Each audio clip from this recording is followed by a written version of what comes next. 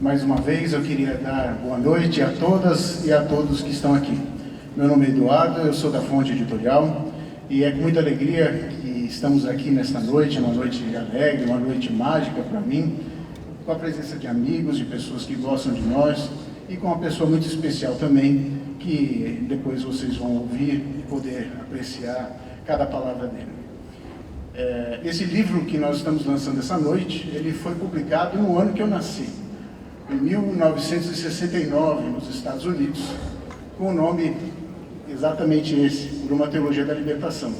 Só que lá resolveram mudar o nome desse livro e chamaram a Teologia da Esperança Humana, e que depois no Brasil, há cerca de 15 anos atrás, foi publicado com o nome da Esperança.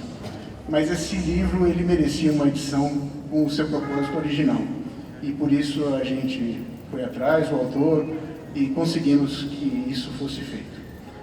Eu queria apresentar as pessoas que estão aqui à frente, muitos já sabem quem são, mas eu faço questão de dar o nome. É o Ricardo Gouveia, Ricardo Gondim e o nosso convidado, Rubem Alves. Eu peço que vocês deem uma salva de palmas.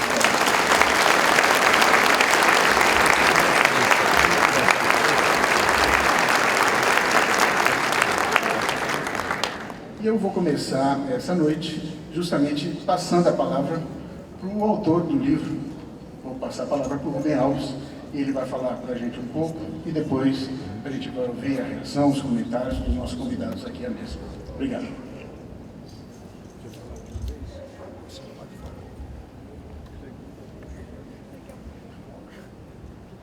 Eu quero confessar que estou meio atrapalhado.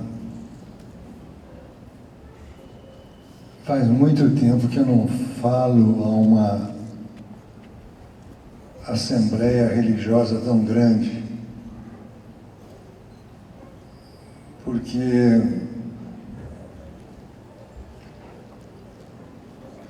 na minha vida eclesiástica eu fiquei de lado com muito prazer, porque ficando de lado eu podia pensar o que eu quisesse. Aliás, esse é uma das grandes vantagens de você ficar velho, porque o velho é invulnerável, não há nada que se possa fazer com o velho. Não pode despedir o velho da escola, não pode botar para fora do colégio. O velho é invulnerável, de modo que eu acho que foi com a minha velhice, à medida que eu ia ficando velho, que eu comecei a voar com cada vez mais ousadia de urubu. Os urubus, para mim, são símbolos religiosos. Existe uma única poeta que se referiu à beleza do voo dos urubus, que é Cecília Meirelles. E, de fato, o voo dos urubus é uma oração taoísta, porque eles não fazem o grande bem para o taoísmo é fazer nada. Quando eu estava no seminário, o professor falava que o bem do taoísmo era fazer nada. E a gente pensava que fazer nada era ficar de barriga para cima, e ele mesmo não sabia de que se tratava. Só depois que eu descobri que fazer nada é soltar as velas, como os urubus, levantar e falar, voar. Eu não esperava que isso viesse a acontecer. Esse livro aqui, olha como é que ele está. É o único exemplar que eu tenho. Tudo rasgado, perdido lá no estante. No entanto, tem uma história por detrás dele. História de lutas, história de alegrias. Esse livro nasceu de uma coisa. Eu tive de sair do Brasil. Tive de sair do Brasil porque eu estava com o perigo de ser preso. Vocês, jovens, não passaram pela experiência. Eu nunca fui preso. Eu só passei pelos medos. E o Guimarães Rosa, o Riobaldo diz: a cada momento a gente aprende uma forma nova de medo. As memórias que eu tenho desses anos são memórias de medo.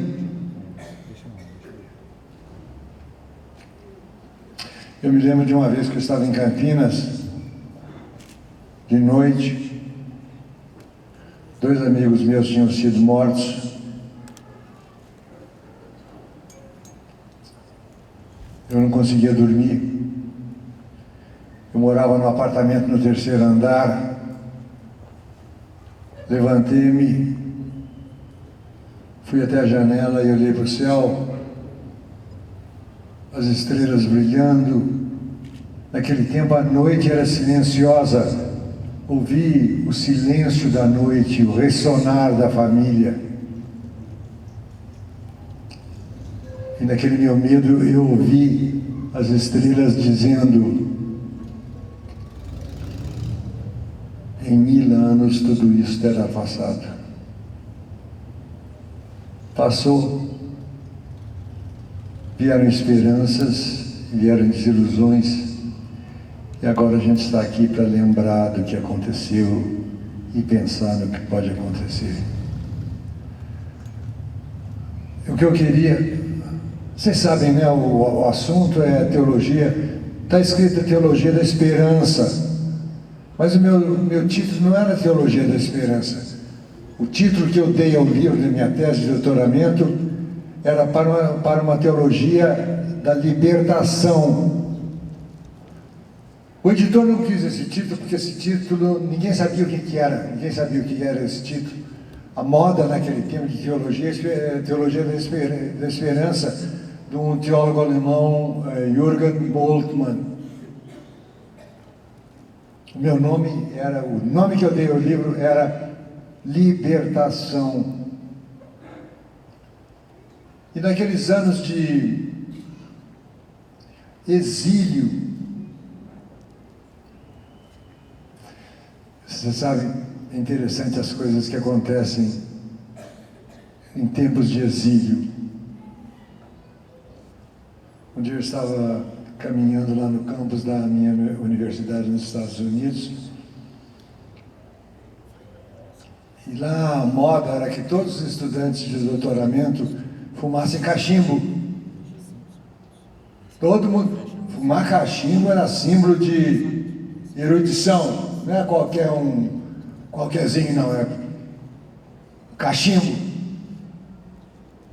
Mas eu era de uma igreja aqui no Brasil que não admitia nem cachimbo, nem cigarro, nem vinho, nem nada. E naquele momento eu resolvi que eu ia dar meu grito de independência. Sabe o que eu fiz? Fui até uma loja de artigos de cigarro, comprei um cachimbo, passei a fumar cachimbo. E o cachimbo que eu fumava aquele livro, Quando Nietzsche Chorou. O autor do livro é A Cura de Schopenhauer, que ele ia morrer. Ele fumava o fumo que eu fumava, era Balkan Sobrani, mas que coisa, aquele cheiro de incenso, é como se eu estivesse o tempo todo dentro de uma igreja, aquele cheiro maravilhoso. O dia inteiro Os católicos nisso são mais sábios, eles usam incenso. Eu acho que os protestantes também poderiam adorar com seus narizes. Como é que se adora com o nariz? A gente adora com o nariz respirando fundo. E uma coisa boa. E qual era o tema? Qual era a questão crucial? A questão crucial para mim é que eu não respeitava mais a minha igreja, porque a minha igreja me havia denunciado as autoridades. Por isso é que eu estava fugindo do Brasil e estava vindo para os Estados Unidos. E aí foi ali que eu comecei a pensar na teologia do cativeiro, sabe? Depois a teologia, eu não queria cativeiro, queria libertação. queria liberdade, queria asas. E foi então que surgiu esse livro. O título é o mesmo, é Teologia da Libertação, mas na verdade está errado esse título, porque não existe uma única teologia de libertação. A teologia de libertação católica não é a mesma teologia de libertação, eu não sei se eu posso dizer protestante, pelo menos aquela que eu contribuí para construir. Eu vou dizer para vocês, isso aqui eu notei quando estava vindo para cá, essas diferenças. Tem um esboço aqui que eu acho que eu não vou ler para vocês, porque eu quero mesmo conversar com vocês. Então eu vou falar sobre as diferenças dessas duas teologias, a teologia católica da libertação e a teologia protestante. Então não tem o singular, não é teologia da libertação, teologias da libertação. A católica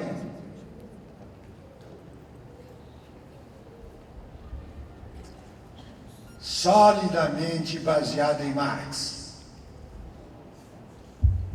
A metodologia católica para ler um texto era fazer a redução política do texto. Eu me lembro de uma vez de um teólogo católico fazendo a interpretação daquele milagre dos 2 peixes e quantos pães? 5 pães? 5 pães e 2 peixes. E ele fazendo a interpretação, que era o seguinte, na verdade não era 5 pães e 2 peixes, é que tinha muita gente lá e todo mundo tinha um pãozinho e um peixinho escondido no bolso, e eles começaram a distribuir. Então houve uma multiplicação, então era apenas um evento natural que tem a ver com as coisas da política.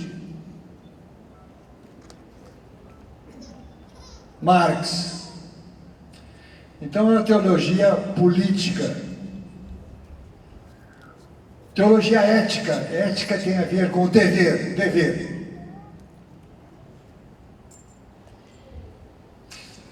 Você sabe que os protestantes, nós, não sei se eu posso dizer nós protestantes, os protestantes vivem por aquilo que se chama justificação pela fé. Mas a teologia católica é justificação pelas obras, alguma coisa que eu tenho de fazer. Eu tenho de fazer alguma coisa. Eu tenho de me submeter ao martírio. A teologia da libertação católica é a teologia do martírio. A teologia protestante, não, isso aqui é minha opinião, viu? Ela não é política.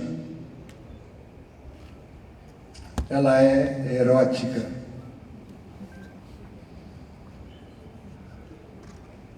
Ela é inspirada em Nietzsche.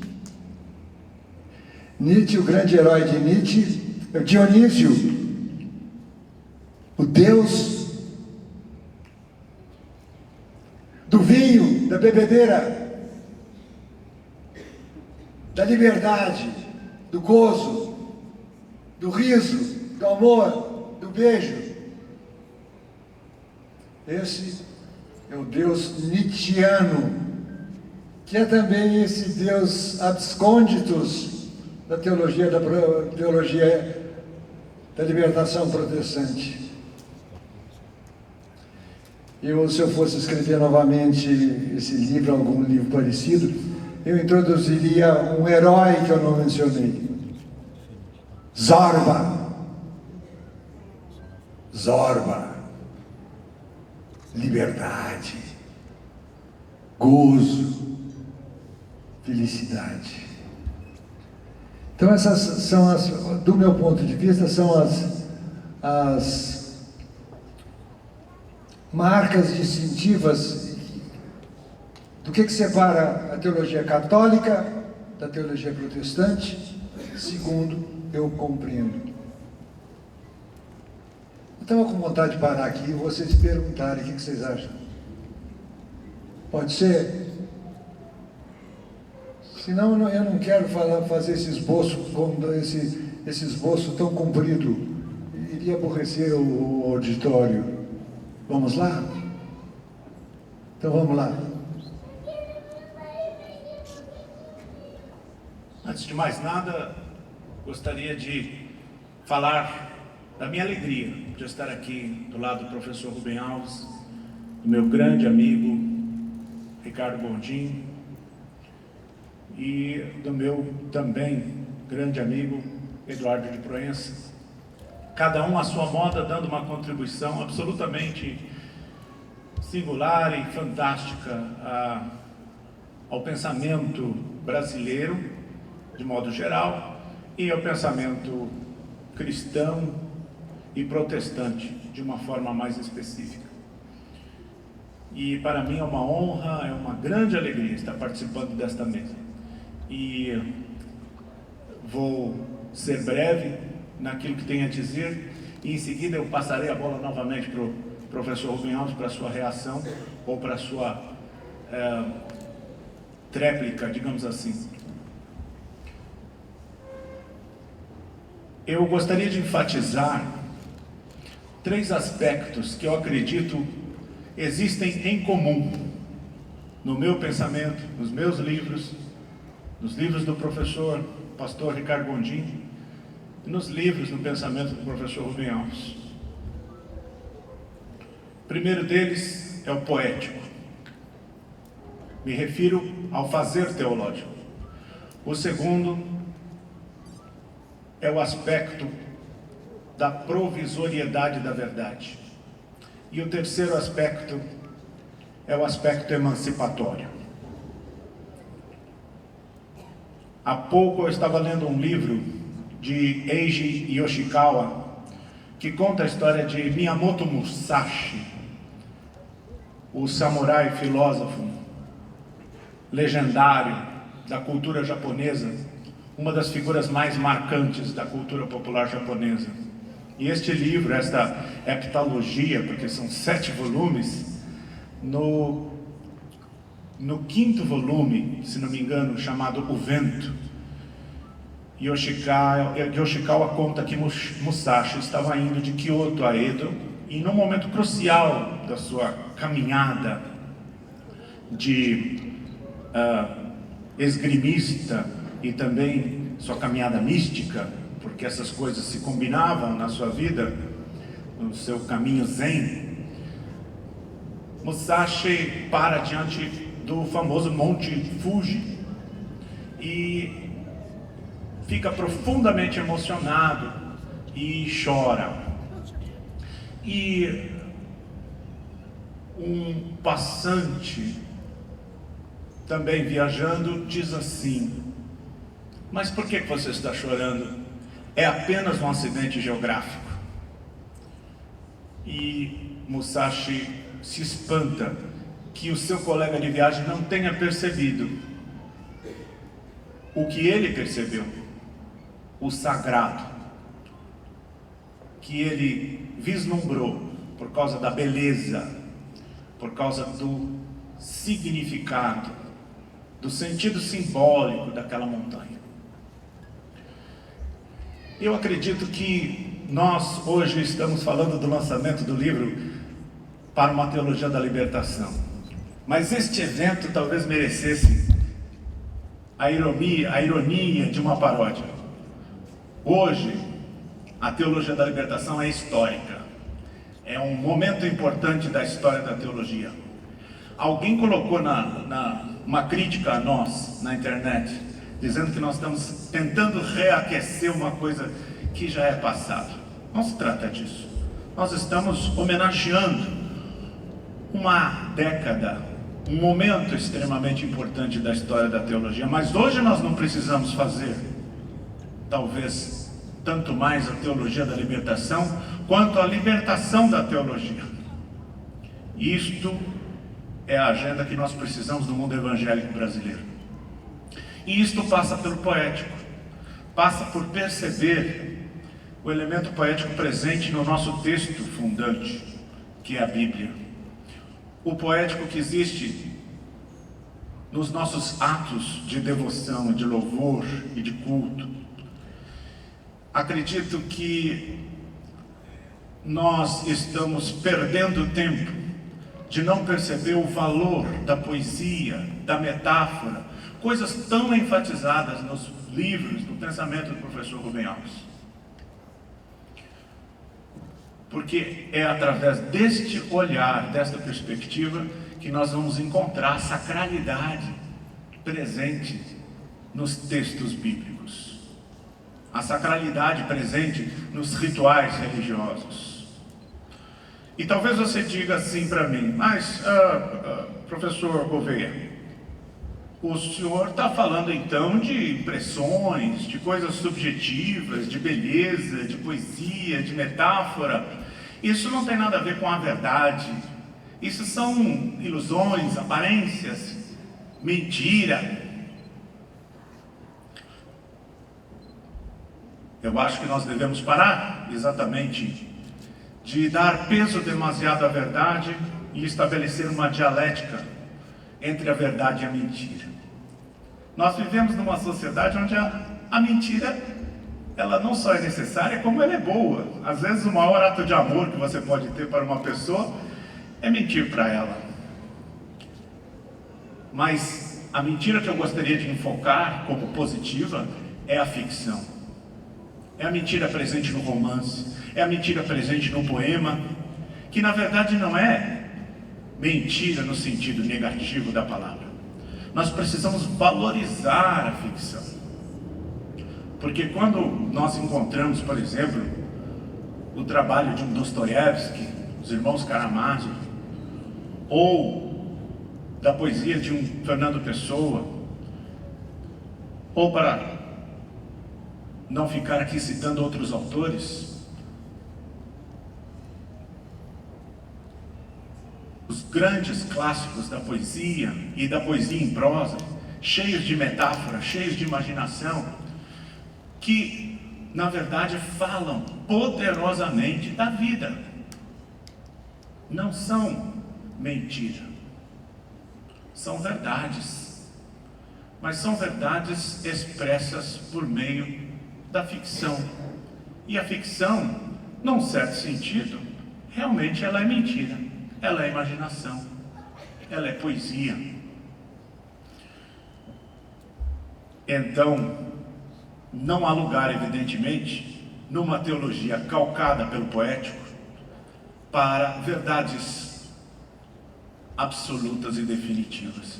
Não há lugar para um tipo de teologia descrito, por exemplo, no livro que considero a obra magna teológica do professor Rubem Alves, que é o livro Religião e Repressão. Não há espaço para a religião da reta doutrina. Só há espaço para as verdades provisórias, tão importantes, que nós encontramos no texto poético, que nós encontramos nos grandes romances, que nós encontramos nas grandes construções metanarrativas, que dão sentido à vida.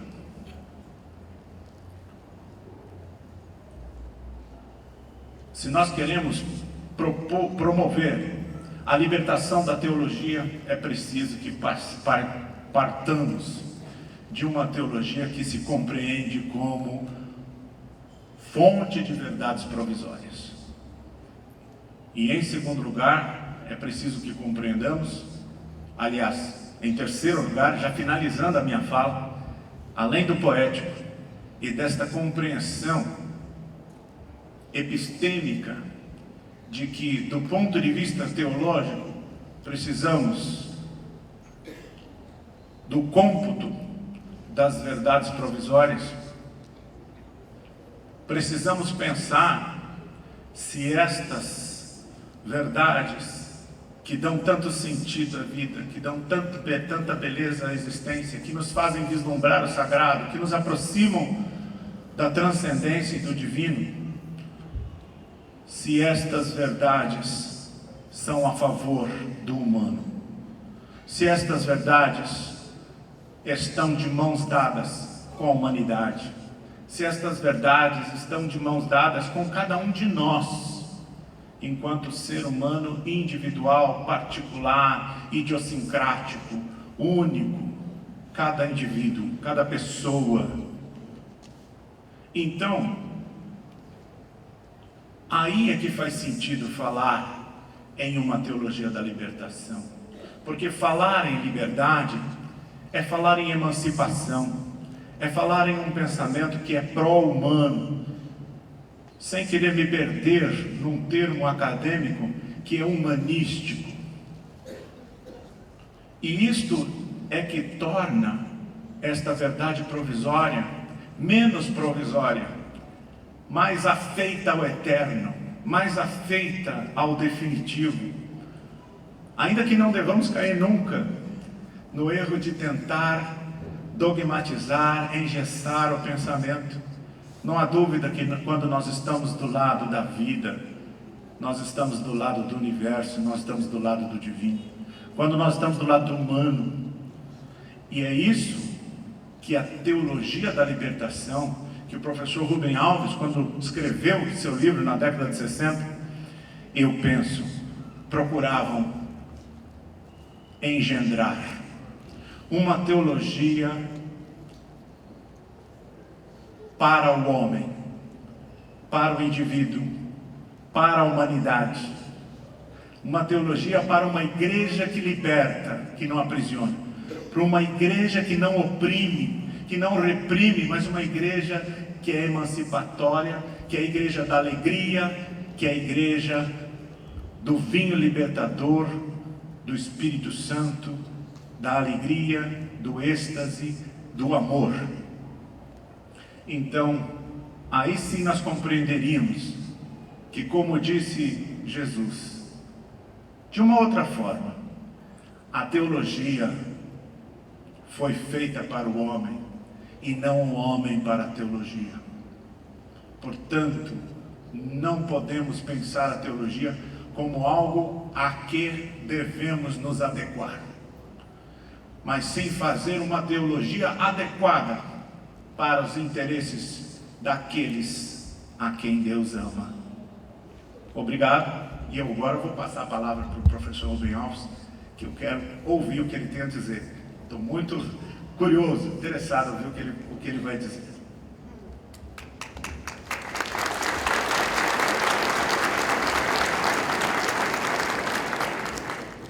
Você já disse quase tudo, né?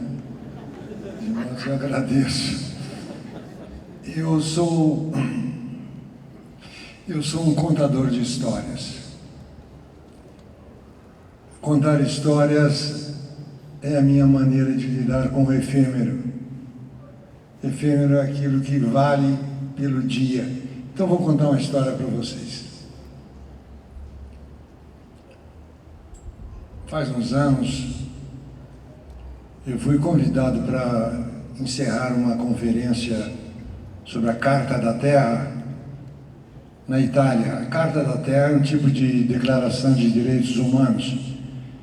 E como eu gosto muito de jardins, eles pediram que eu falasse sobre jardins.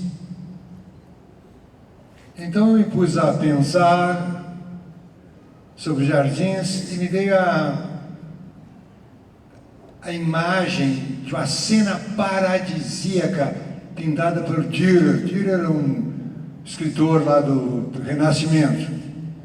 E a cena era uma cena paradisíaca, Adão e Eva no paraíso, nus. Eu olhei para aquela cena, aquela tela, e percebi que havia 3 erros sérios naquela terra. Primeiro, Adão e Eva têm umbigo. Mas Adão e Eva não podem ter umbigo, porque só tem umbigo aqueles que são nascidos de mulher. E eles não foram nascidos de mulher nem de homem, eles foram criação de Deus, então eles não podem ter umbigo. Então aquela tela do Dürer, na verdade, estava contraditando, dizendo não, negando que Deus tenha sido criador. Segundo erro, o texto sagrado diz que os dois, Adão e Eva, estavam nus e não se envergonhavam. Se eles estavam nus e não se envergonhavam, por que é que eles andavam com aquele raminho na ponta de um pau, um raminho se tampando as vergonhas? Não havia nenhuma razão para tampar as vergonhas, porque eles não tinham vergonha. Então, outro erro. Terceiro erro.